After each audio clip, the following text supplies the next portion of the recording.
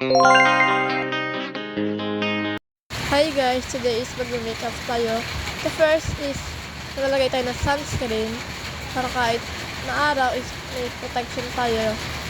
Yan, pinahid ko lang sa mukha ko. Then sunod is foundation para naman matakpan yung mga sumpa sa ating mukha. Yan. The second is concealer. Gawin ko lang sa under eye ko para matakpan yung pinagpuyatan ko. Then, i-blend ko siya gamit tong cute sponge na to. Sobrang cute niyan. Yan. Binlend ko lang ng binlend. Yan. Binlend ko lang siya. Sunod is nag-eyebrow gel ako. Yan. Nilagay ko lang sa kilay ko para pumantay.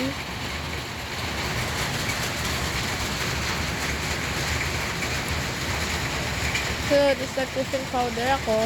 Nilagay ko lang yung sa under eye ko. Yan. Yan.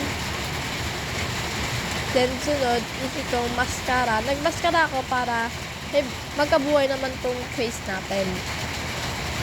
Nag-curler muna ako bago ako nag-mascara din. Ayan, nag-mascara na ako.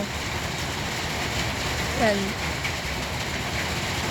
So, hindi ako makontento dyan kasi hindi sila nagpapantay kaya inulit ko ng inulit.